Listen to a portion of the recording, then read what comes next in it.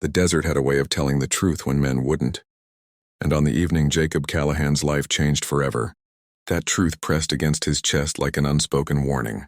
His ranch stood alone at the edge of the frontier, where maps blurred into rumor and Apache land began without apology.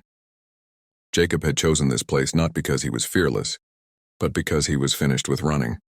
War had taken everything noisy from him, and silence was the only thing that felt honest anymore. As the sun sank low and burned the sky into shades of copper and blood, he noticed movement in the distance that the wind could not explain, a distortion in the heat that moved with purpose. Two figures emerged from the horizon, walking instead of riding, their silhouettes tall, broad and unmistakable.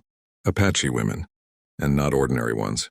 They were massive, towering warriors with shoulders shaped by battle and eyes hardened by survival, their leather garments worn thin by miles and years, their braids heavy with dust and memory.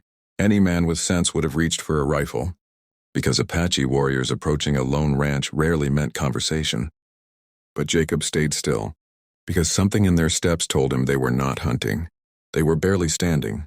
Hunger clung to them like a second skin. When they stopped several paces away, the silence between them felt heavier than gunfire. The taller sister met Jacob's gaze without blinking, measuring him the way the land measures men, without mercy or hope. In broken English, she spoke plainly, saying they had walked for days, guiding a wounded child back to safety, giving up their own food and water until there was nothing left. She did not beg. She did not threaten. She simply stated the truth and waited for the world to answer. Jacob felt history pressing down on him in that moment, felt every lie and bullet that had come before him asking to be repeated. He knew what settlers had done to Apache. He knew kindness on the frontier usually came with a price hidden in the shadows. He also knew hunger, the kind that hollowed men out until pride was the first thing to die.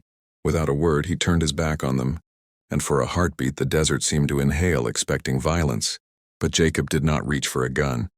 He walked into his house, gathered bread, dried meat, and a pot of beans still warm on the fire, and returned to place it on the ground between them. He stepped back, palms open, exposing himself in a way no frontier man ever did. The younger sister's eyes widened, not with relief but disbelief, because nothing on this land was ever free. Jacob said nothing. He poured water and waited. They ate cautiously at first, then with the desperation of those who had gone too long without hope. The sun dipped lower, stretching shadows across the earth as something fragile and dangerous settled into the space between them. When they finished, the older sister rose and spoke quietly, telling Jacob that among the Apache, a life saved created a debt that never disappeared. Jacob tried to wave it away, uneasy with the weight of her words, but she only nodded as if committing his face to memory. At dawn, the sisters left without ceremony, disappearing back into the land like spirits returning to their bones. And Jacob convinced himself that was the end of it, that kindness could exist without consequence. The desert, however, remembers everything. That night, the coyotes stayed silent. The wind did not move. Jacob woke before sunrise to a vibration running through the ground, subtle at first, then unmistakable, like thunder buried beneath the earth. He stepped onto his porch and froze as the horizon filled with motion.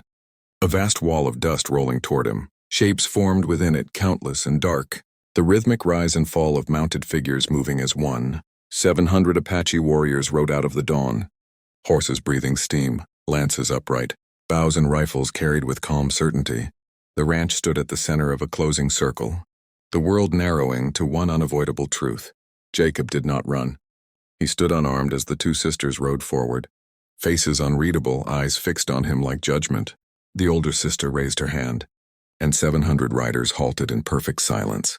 She spoke, her voice carrying across the open land, declaring that this man had fed Apache when Apache were dying, without fear and without demand, and such an act could not be allowed to fade into dust. One by one, the warriors dismounted, planting their lances into the earth in ceremony, not surrender. The sisters approached, and the older placed her hand over her heart, declaring Jacob Callahan and his ranch under Apache protection. Any man who harmed him would answer to all. The warriors echoed her words in a roar that shook the sky, and Jacob felt his knees weaken, not from fear, but from the realization that a single act of mercy had rewritten his fate. Protection changed the air around the ranch. Silence returned, but it was no longer empty. It was watchful. Word spread fast and twisted as it traveled. and fear gathered at the edges of Jacob's life like wolves. Some called him a traitor. Others said the Apache would destroy him once he was no longer useful. The sisters returned often, teaching Jacob how to read the land, how danger announced itself before it arrived. He learned that protection was not comfort. It was responsibility. The first open threat came wrapped in polite smiles when a militia envoy arrived, warning that accidents happened and cooperation could prevent them. Jacob refused without hesitation. 3 nights later, flames tore through his barn, gunfire shattered the dark, and attackers flooded his land. Jacob fought because surrender would have made his kindness a lie. Just as the attackers pressed in, a terrible horn echoed from the hills, and Apache riders poured from the darkness like a living storm. The militia broke and fled, leaving blood, smoke, and truth behind. At dawn, the ranch still stood. The older sister told Jacob the debt had now been answered, but warned him the world was closing in, and protection would not always arrive in time. As the warriors vanished back into the desert, Jacob understood that kindness had not bought him safety, it had given him purpose. The land fell silent again, but it was a silence sharpened by memory, promise, and the certainty that this story was far from over. If this story pulled you in, if it made you feel the weight of one small act changing everything, then don't let it end here. Subscribe to the channel now, because the next chapters will reveal what happens when the railroad comes, when the army arrives, and when choosing what's right becomes more dangerous than any enemy riding out of the dust.